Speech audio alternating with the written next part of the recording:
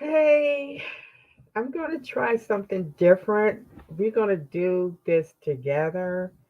I saw this video on YouTube and I'm like, you know what? We need to answer this. It's it's been, you know, um almost 65 years. Well, it's almost been like, 50 years. And did we ever answer this question? What happened to the Black Revolution? Um, uh, we're gonna listen to it together. It doesn't describe what we did. Because it's very important because you see what's happening. Because there's no way in the world we should have this many black people supporting a racist, a GOP MAGA racist um, political people. I mean, uh, that is the most group. I mean, if people would really sit back and listen to what they're saying, you know, they was talking about how the GOP they want to turn this country into a Christian nation. They're crazy because there's no way in the world. And you know what? They can try it because people have done it. You know, this was before America was America, that you had to be a Christian, you had to profess Jesus. And if you didn't, you could be tormented, you could be hung, involved. They did some terrible things to people. Don't forget the Crusades. The Crusades were going around trying to make people into Christians. They were slicing and dicing, okay? So, come on. And these stupid people, they're crazy because you want to put this into place, you'll probably be the first one killed. And they would sit back and watch one of their family members killed. They're crazy. But this is what I want to talk about. But it describes what we tried to do. The evolutionary and persistent struggle of blacks for full equality began with the importation of Africans to America and has symbolically lived on in the Frederick Douglasses, Harriet Tubmans, and Kunta Kintes of American history. Do you see any of them now? Do you see any Frederick Douglasses? Black power was placed in the context of overt confrontation, or as many would come to call it, the Black Revolution. And I'm talking about myself too. Larry Coleman, a former college student of mine, would later write as a lawyer, because I realize my whole life has been just a one big lie. The revolution has come as suddenly as a late spring tornado in the Midwest. Coming without warning, it left without notice, leaving in its wake a disparate aggregation in quest of direction. End of quote. Somewhere along the line, the civil rights movement had lost its direction, and after Martin Luther King, its leadership. Substituting rhetoric for substance, the charlatans, the pimps, and the agent provocateurs filled the void. After the revolution peaked, Larry wrote, "Yesterday's flaming oratory became today's cliches." And that's exactly what it is.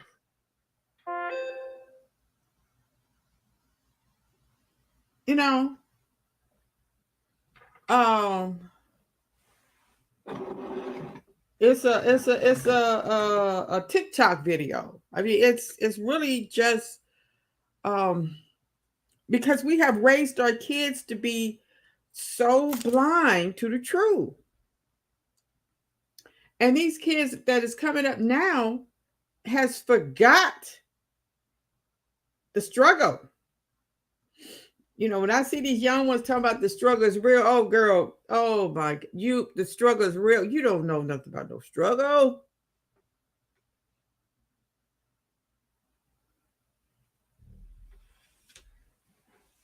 And when they be complaining about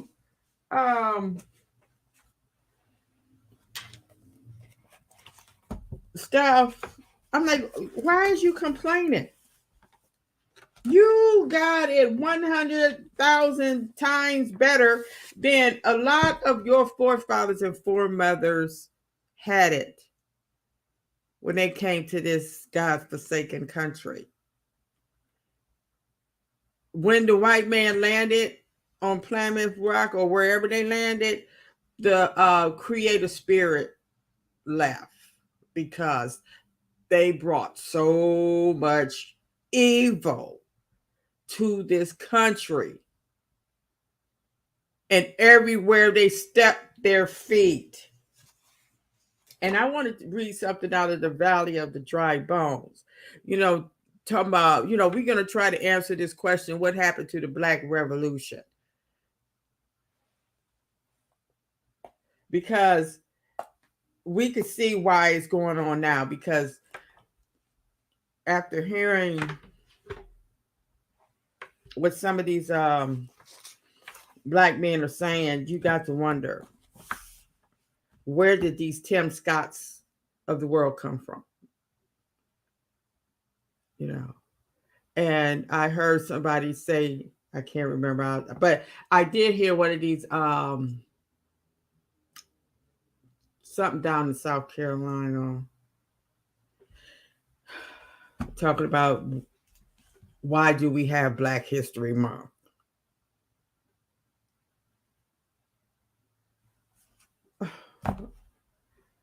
Oh boy, why do we? It comes and it goes, and we still in the same shape. What is the point?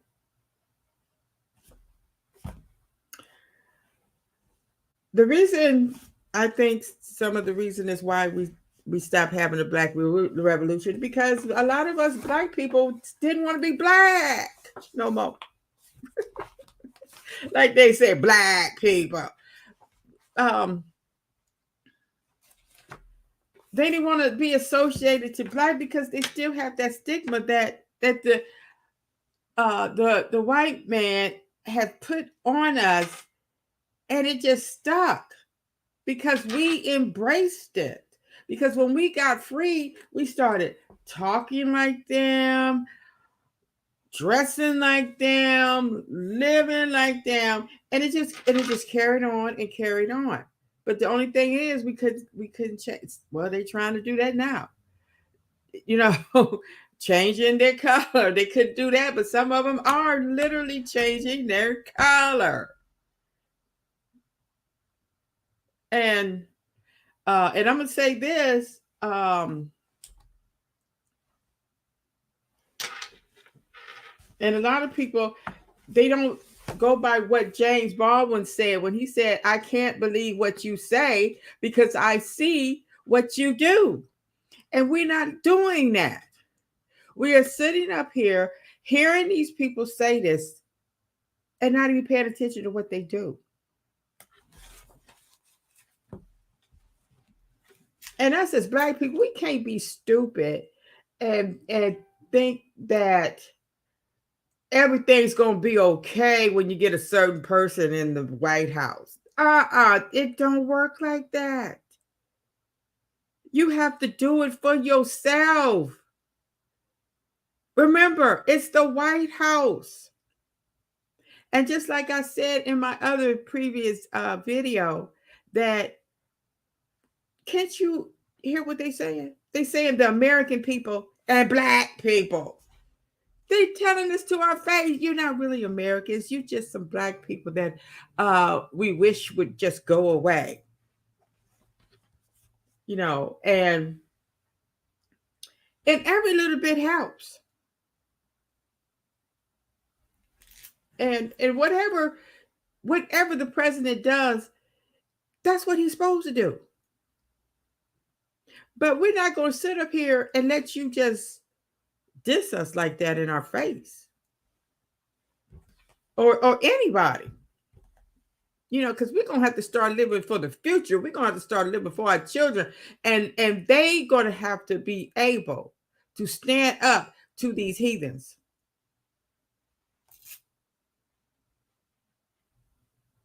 Okay? Now, color.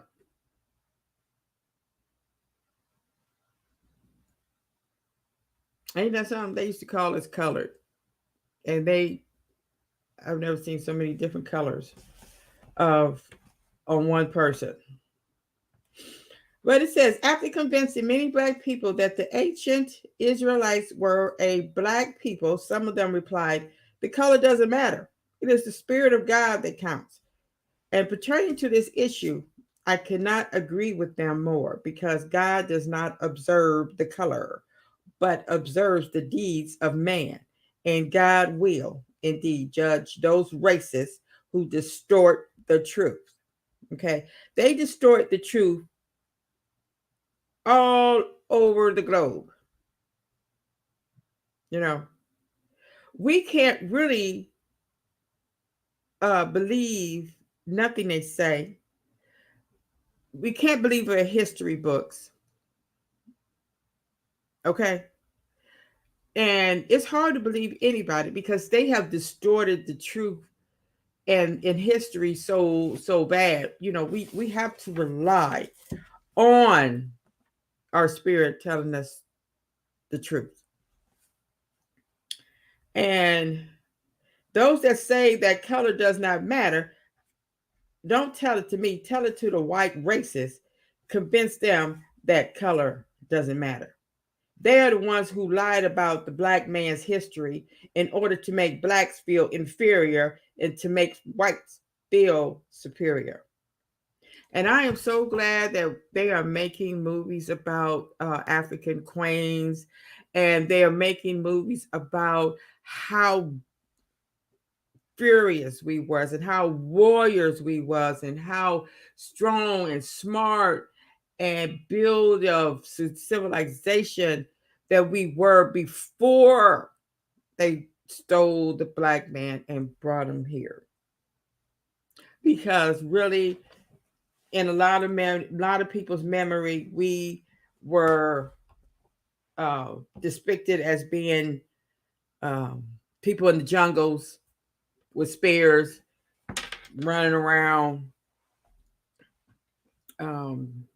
cannibals, and but we so much more. They didn't show that. I'm just not seeing that. We didn't have that when we was growing up. You know. And this is something too why the Black Revolution, because for one thing, they put a pacifier in our mouth. When they started letting us get good jobs, getting good money, we started buying nice stuff.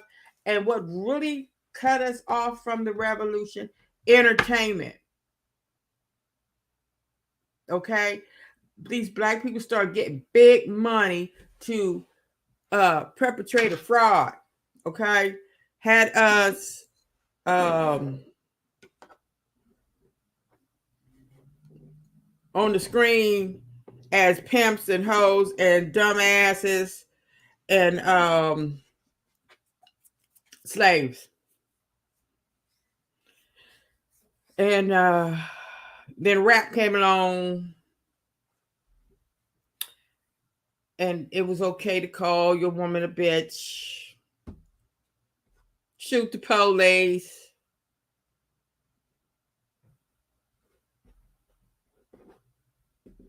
So, and then they started putting them in projects, and then the people just became really ignorant.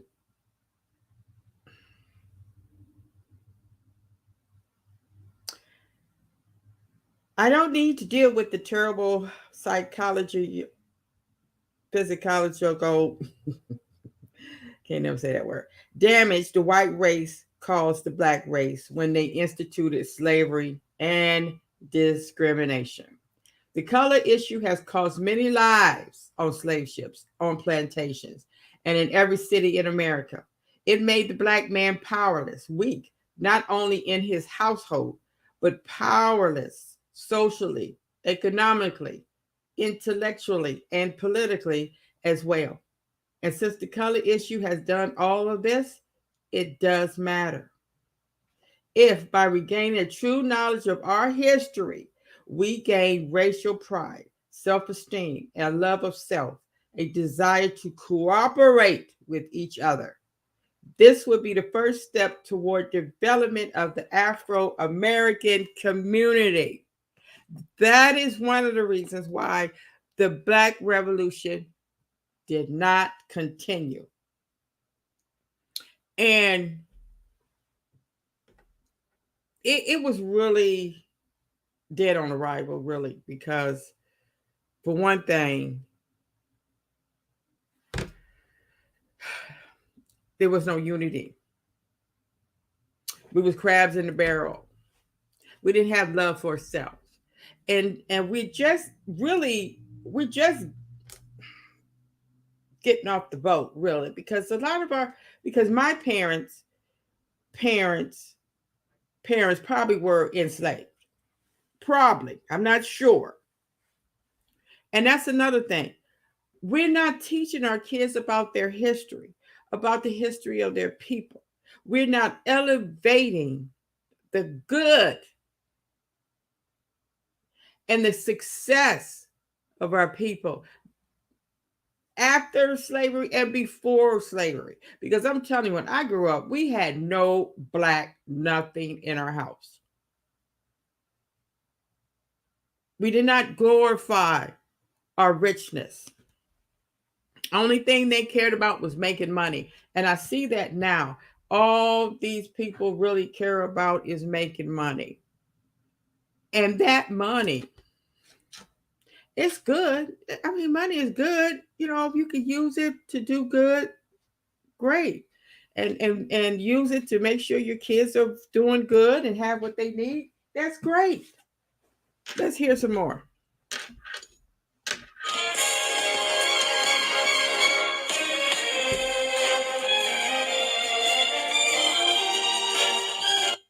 Vacuum. The rhetoric of land changing hands, redistribution of wealth, and collective responsibility soon gave way to do your own thing and what's in it for me. Media's role was significant. It created and perpetuated the so-called Black Revolution. It even convinced blacks that they were conducting a revolution. Example, black people really never bought Eldridge Cleaver as a leader, someone who tried to convince himself and others that rape would make the world a better place. But the media loved the mileage they got out of his hysterics. His fear value frightened whites and resulted in ratings. We never really had a revolution in the 60s, not in its classic sense anyway. It was mostly an ideological war, a social movement with sporadic and unorganized assaults on physical property. Julian Bond talks about this. Do you feel that the term revolution is really appropriate for what was going on in the 60s among blacks? It was appropriate for what was building. Revolution does not have to be the final act itself, and I think we were building a revolution. And it didn't have to have been a revolution with the gun in this hand and the hammer and sickle in the other, or a bomb ready to explode. It didn't have to have barricades and shots exchanged. I think we were building a revolution, but we inched up the hill toward it, and we stopped. And we've been sliding slowly back downward ever since, but we've been running so hard to keep in the same place that we haven't realized this slide has begun.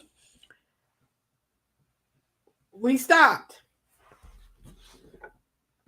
Yes, we did, because they put that pacifier in our mouths. They elevated certain black people to distribute the pacifiers, you know. And then they introduced all these drugs, and they make sure you had plenty of drinking alcohol to drink when you're feeling bad, because you know they got their foot on your neck, you know, and we fell for it because we didn't have strong dads and moms in our lives.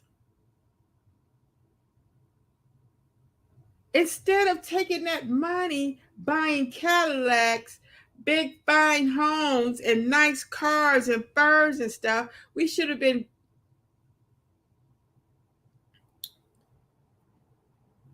making sure our future have it better than we ever could. I don't care if we had to grow up in a hut. If they had been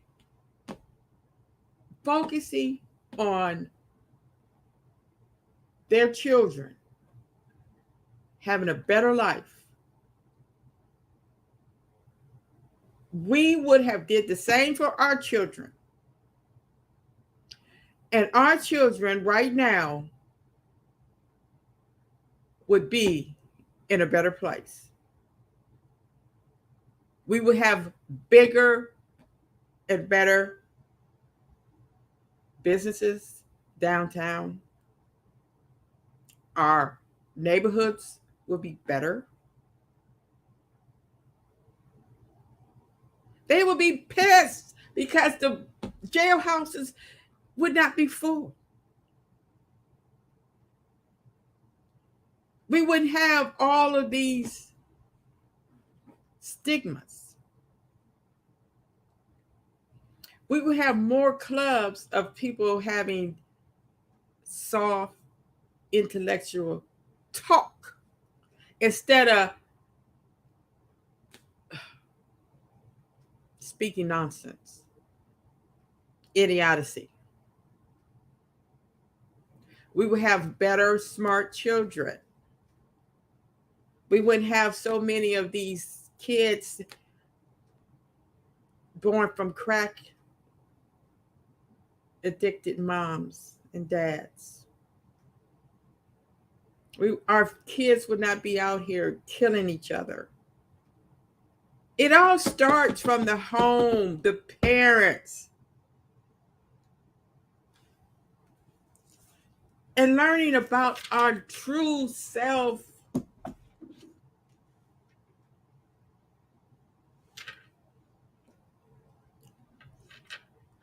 But I think revolution aptly describes what we were about. It doesn't describe what we did, but it describes what we tried to do. But when you say revolution, that conjures up in the minds of people violent acts. Yeah. No, I think this would have been essentially a nonviolent revolution. And by that, I don't mean black people being beaten up by white people and not resisting, but essentially a political revolution, an economic revolution. Had we continued from, let's say, the late 60s to today with the same kind of political organizing and education that we thought we were doing, and had we been able to institutionalize it, not just in the rural South, but throughout Black America, and had we gotten the white students with whom we had worked very closely to do in their community what they had done very well in our community, then I think we'd be on the edge of a real economic and political revolution in this country. But you say we would have had a revolution. What were we having?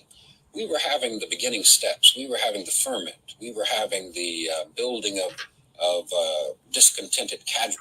And also we would have people now in place in the political arena that is working for us. And I'm talking about us. I'm not talking about the American people. Remember, the American people and Black people are totally different. It's a big difference. And we need people in the political area and in power to help the Black people. And we would have that if we had been focusing more on our future. And our future is our children. We wouldn't have a lot of people like me in my family that are on welfare practically all their life. No retirement. Have to work until they die, and then raising kids that are pretty much no better off. That would not have to be if we would have been on the Black survival in America mode. Because remember, it's only been 50 years since Jim Crow, and then 50 years before that, and then before, come on. We just really, and look at us now. Really no more better off. But I want to read something out of this book, The Choice, by Samuel F. Yeti. Now, he lost his job because he wrote this book. You know, and we're talking about what happened to the Black Revolution. Well, for one thing, in the 70s, early 80s, the manufacturing jobs started drying up. And then crack came on the scene. And okay. And what happened was the war, racism started taking the lead in our destitution. And it became a war against blacks. Here at home, it is that the Negro slave legacy alleged low IQs, hence poor education, immorality, criminal mentality, proclivity for drugs, rape, robbery, and murder. Now, I know a lot of people want to say about, I'm going to bring this up because it just reminded me of something that they always say about Biden, that he was on that,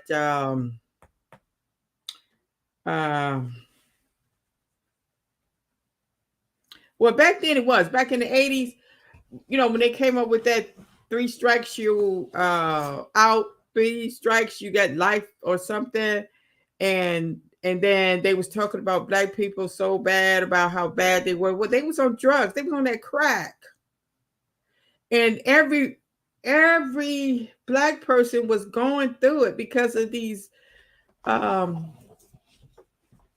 because of crack, and nobody knew what to do with it. It just came out of nowhere.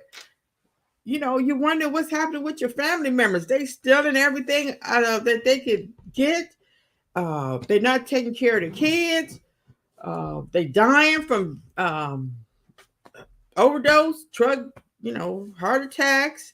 And then these young grandmothers are left with their kids. And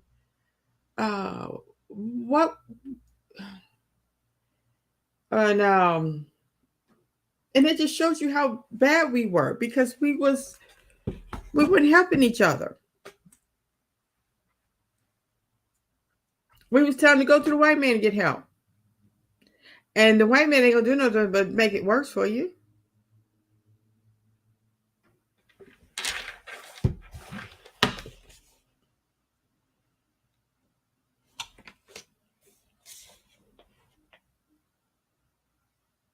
Thus, the psychic and the vested interest factors are made clear to the domestic population, majority, and or the manipulation of their will is achieved in order to wage race was at home and abroad.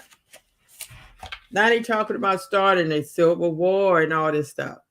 You really have to pay attention to what they're saying.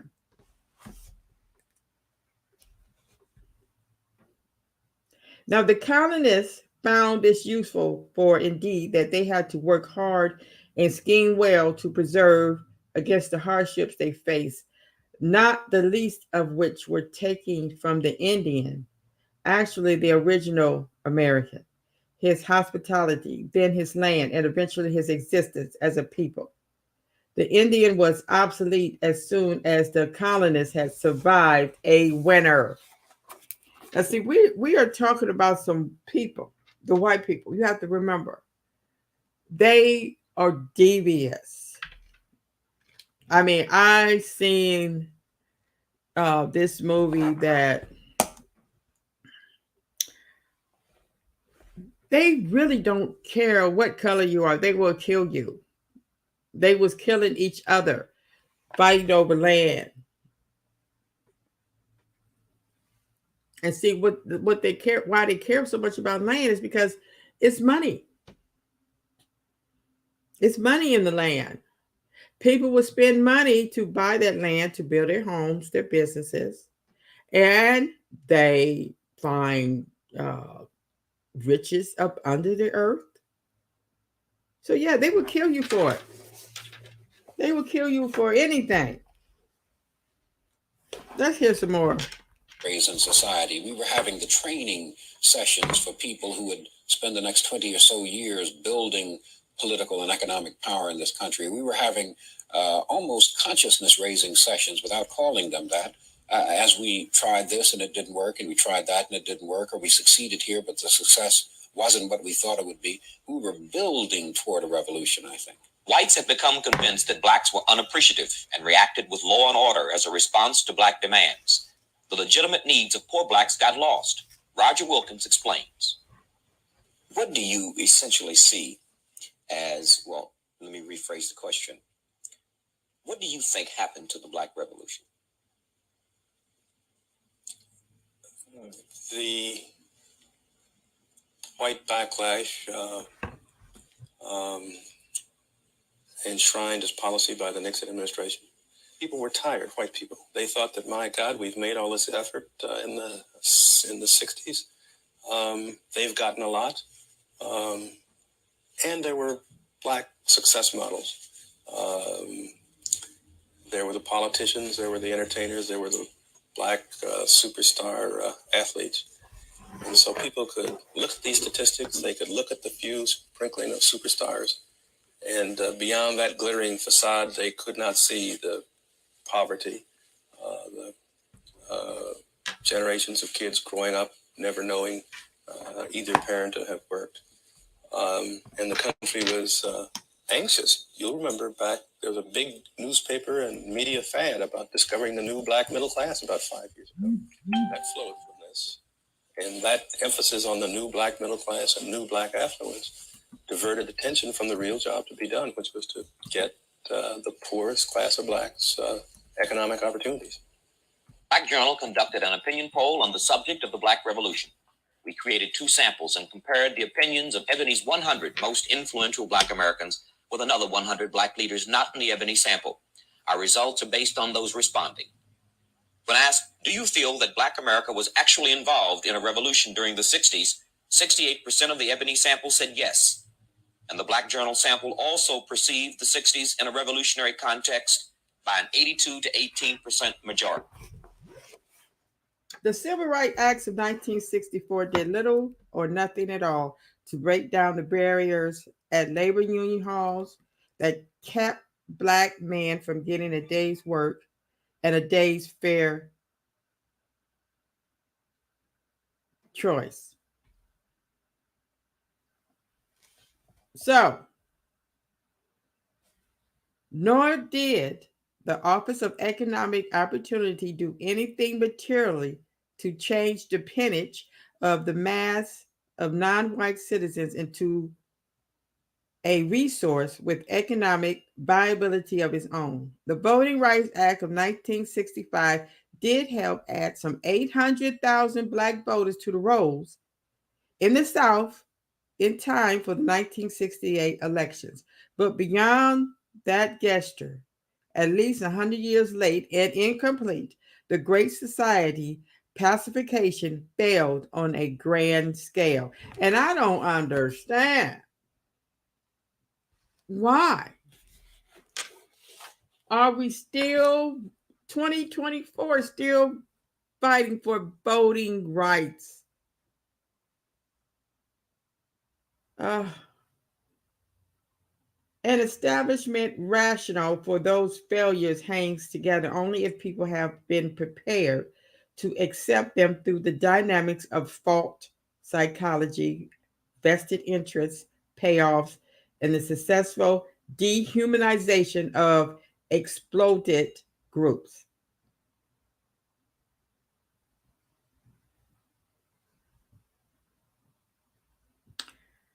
So, see, our reaction to what's going on, just like our reaction to what Trump said at a group in front of a group of people, it's supposed to be a black gala for conservatives, but it was mostly white people there, they say.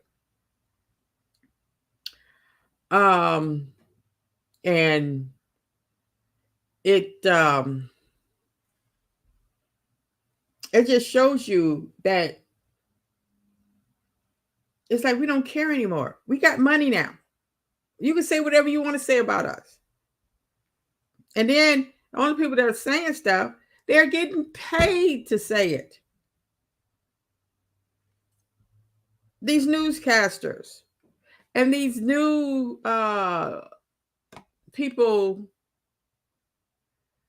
that get on their news channels, they are getting paid.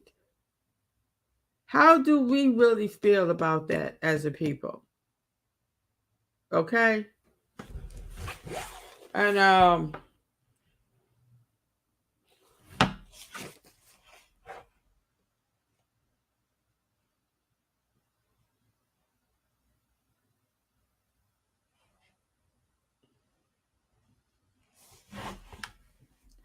once the crucial job of placing blame on the Black villain is accomplished, Monahan moves steadily from fault psychology to 5 suggested remedies for the problem of a disorganized urban low class.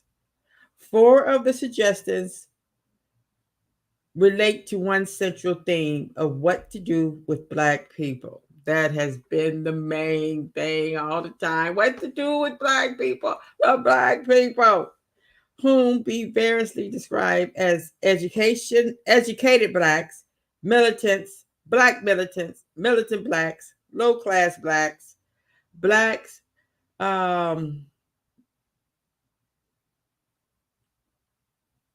Black extremists, the Black Negro community, and other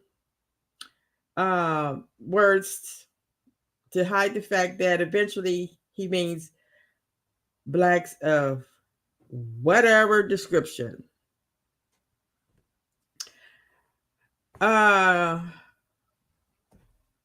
It's very distracting, this person that keeps saying stuff. You know, I'm going to tell you something. I don't care.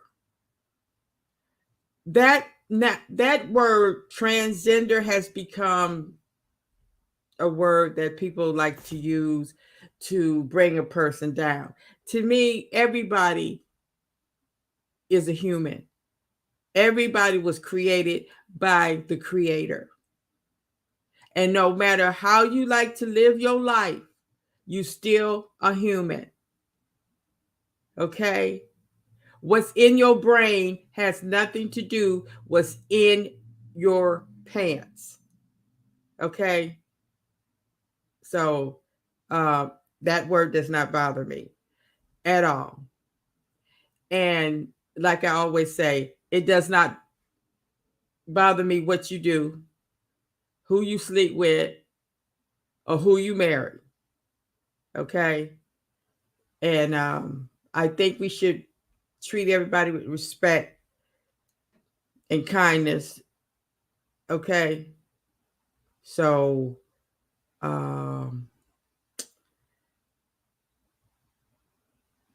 what difference does it make what I look like or who I am or who I sleep with? Why does that bother you? Let's hear some more about this. What came to be known as the Black Revolution grew out of the civil rights movement of the 50s and 60s. What you and I need to do is learn to forget our differences. You don't catch hell because you're a Methodist or a Baptist. You don't catch hell because you're a Democrat or a Republican. You don't catch hell because you're a Mason or an elk. And you sure don't catch hell because you're an American, because if you was March around the Pentagon 3 times and the war would end. And they did it and the war didn't end. They said, well, to hell with this, I'm not going to do it anymore. And so they dissipated and split away. But I think we've wrongly learned that physical movements are doomed to failure. And that's not true. Martin Luther King's philosophy was nonviolent confrontation, but his end came violently. What would happen to me from some of our sick white brothers? Well, I don't know what will happen now. We've got some difficult days ahead. But it really doesn't matter with me now. Okay. That's what I'm saying. When we realize when we was learning all this stuff and we was getting highly educated and getting money and stuff, we should have really made that our focus is what we gonna do about it. Now that we have all of this, and it's not that much, but what are we gonna do with it? Are we just gonna be happy and party and have a good time, go to the movies and all this? No, that was the wrong answer. Really. Because you know what's happening? You got millionaires out here that all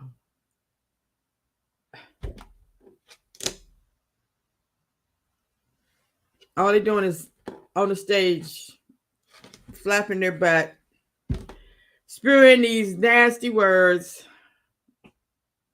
when you got people out there that is breaking their back and barely making enough to pay the bills.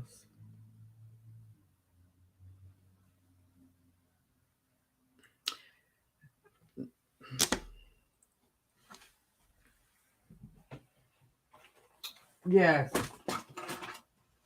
But this is the main reason why. This is the main reason why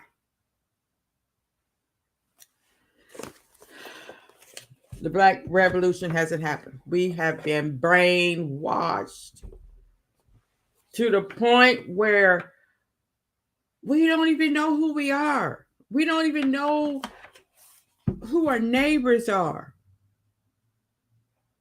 And our neighbors, and they don't want to know. They don't want to know their neighbors. I have a daughter that's in a new community just built. And she told me she don't want to know her neighbors because she don't want them in their business. I'm like, you don't want them in your business. Is that where we at? We have so much business that we don't want people to know our business. Oh my goodness. Just buy what I'm selling and move it. And we didn't have no law and order in our community. Like I was saying, when I was saying that video about somebody said that we made the ghetto. No, we didn't. No, the government made the ghetto. No, we made the ghetto because we got in these places and we started just tearing them down, tearing ourselves down, tearing each other down.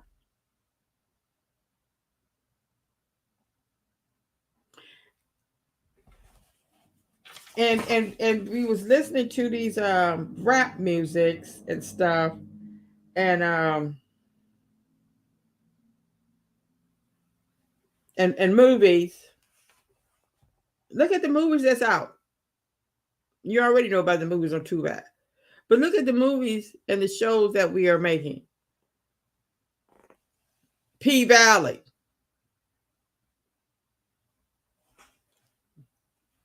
And all the Queen's Men. And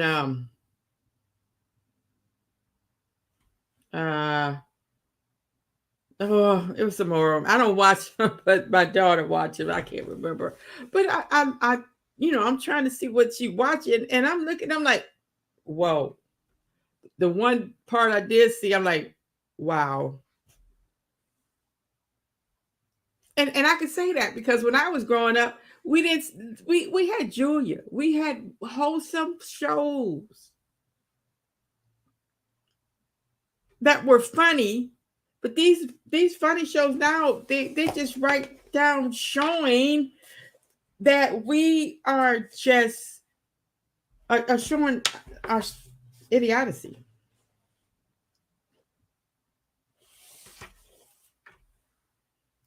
I'm Let me see. And we dying for respect. We're dying for respect. Do you hear me? We are literally killing each other because they disrespected us. Okay. I really got a hater on here. I hate haters. But I'm okay because we need to know what kind of people that we are living among.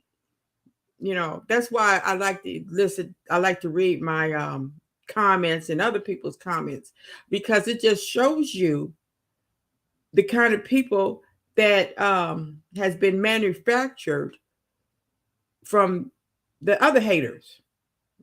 You know, haters make haters.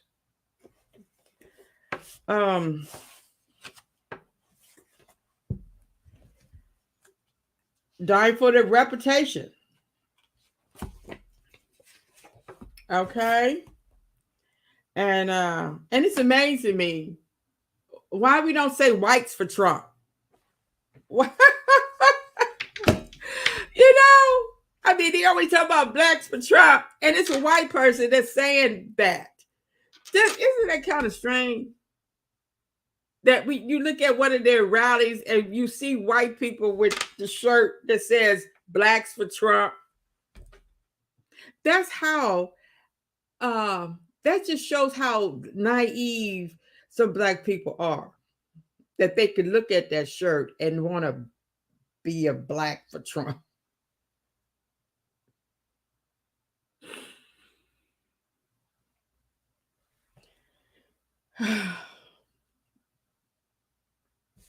Oh my God. Because I've been to the mountaintop. And I don't mind. Like anybody, I would like to live a long life. Longevity has its place. But I'm not concerned about that now. I just want to do God's will. And He's allowed me to go up to the mountain. And I've looked over.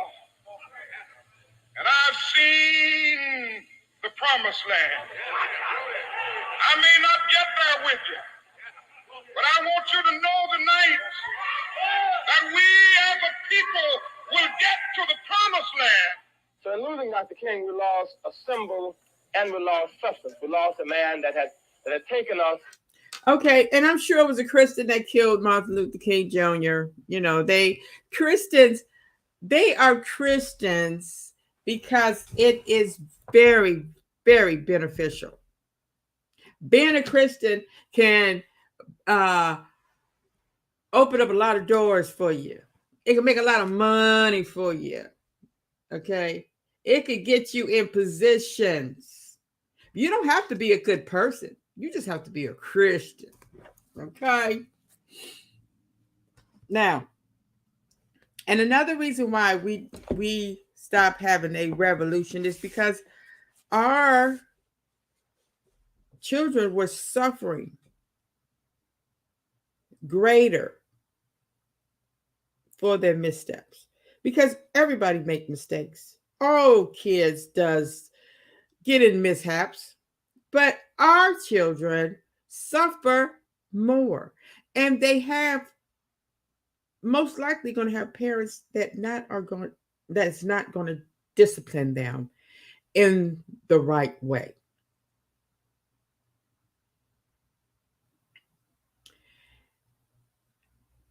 They are incarcerated at a higher rate, more frequently than whites who commit similar offenses.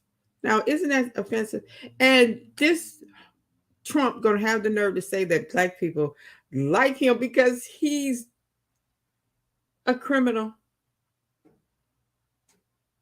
and they can relate to him. And then this other fool going to say, well, they like him because if he could be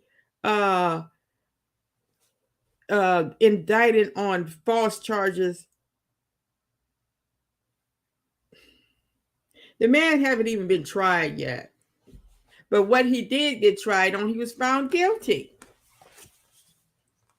I don't see nobody saying that about us when we found guilty. No, think about it. When O.J. Simpson was found not guilty, oh, they had a doggone, some of them had a heart attack.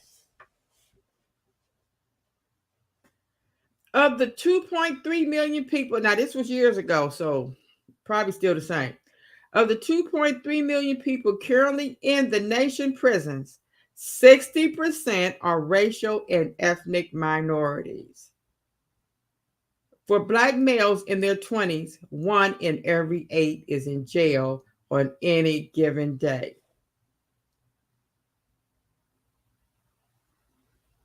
And the bad part about it is we always hear about that, but we don't finish the sentence that these Black people need to stop committing crimes.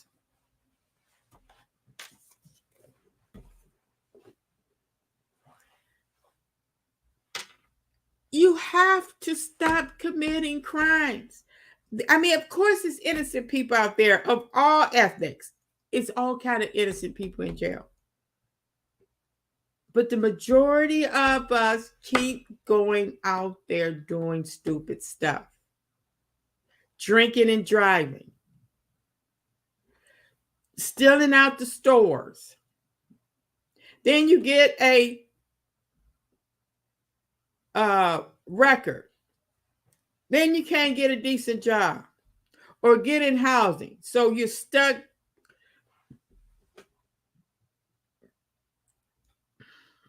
Your kids have to live somewhere because you in jail.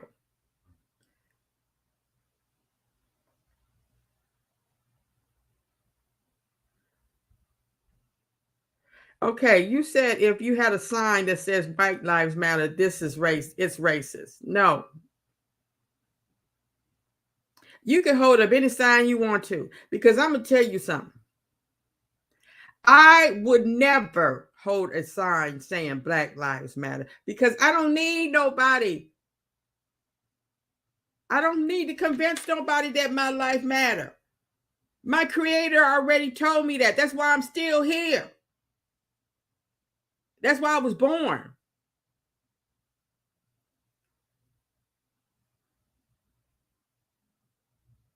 Because I am wonderfully made. I don't need to tell nobody that my life matters.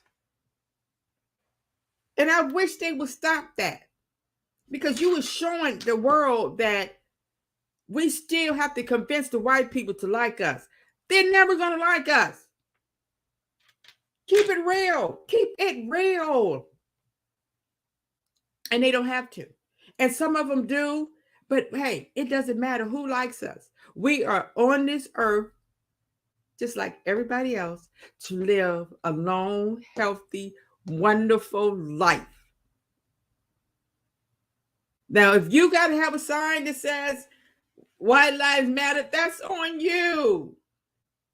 Because I'm going to tell you, you know what matters is you loving yourself. That's what matters. Okay? So you can say whatever you want to say. Like my mama told me, it's a fool born every minute. Okay? So you're going to encounter many of them through the day.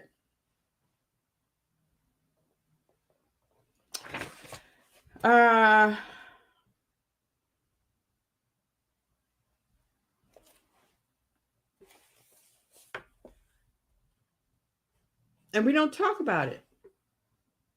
And the reason why we don't is because we always have white people getting in our midst, disturbing our peace. But we can't let that get in our way. Because see, if these was really Black conservatives, they would have made it clear, white people stay away. But see, Black conservatives, they are Oreos, Black on the outside and white on the inside, you know. So, but we need to have more strong dialogue, because I'm going to tell you, we did back in the 70s, we had like Tony Brown and I can't think of that other guy used to come on at night. You always had to wait till night, but Had some strong people on there. Strong people. From Julian Bond, black men with enlightened Jesse minds Jackson. and tingling spinal cords, to a new people who had the power to stand up in front of white people. Right. And provided a sensation-hungry media with all the evidence it needed that a revolution was really taking place. Death to the pigs, power to the sniper became standard rhetoric for a group that J. Edgar Hoover would erroneously identify as the single greatest threat to our national security. I'm telling you to take your hands off me. The Black Panthers.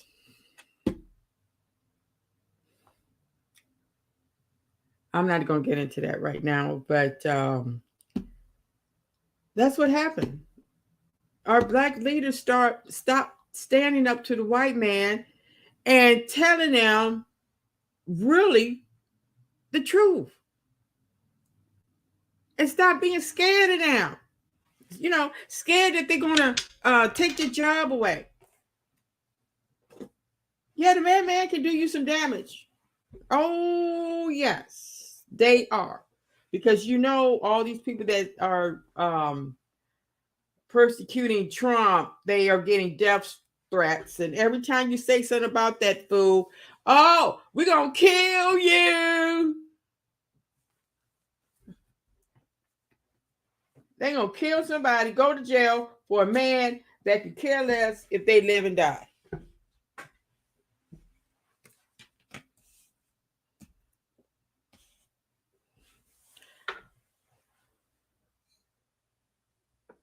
We're going to have to just get back strong and start telling our minds and helping each other, lean on each other. Because if we weren't so scared that we could lose everything and nobody would be there to help us, we would talk more. We would get out and say what needs to be said more, not just for pay. Because all these people that's out on TV talking about Trump and all this other stuff, they get a paycheck. And you know, they only allowed to say certain things. They can't say really what they want to say. And we seen that with that incident on Fox News, what they were saying about Trump behind his back. They be saying all this nice stuff on TV, but then they get back to their office and they talking about him like a dog, calling him stupid and everything, which everybody know he's stupid. But see, Trump brings to light that he is going to help the South rise again. Okay? The South is trying to rise again.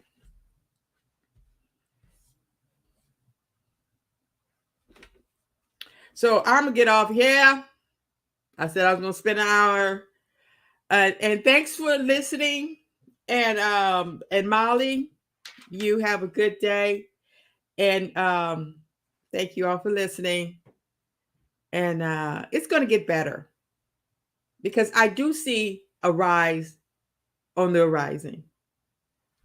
And we're going to live for our children so they can have a better future. Thank you.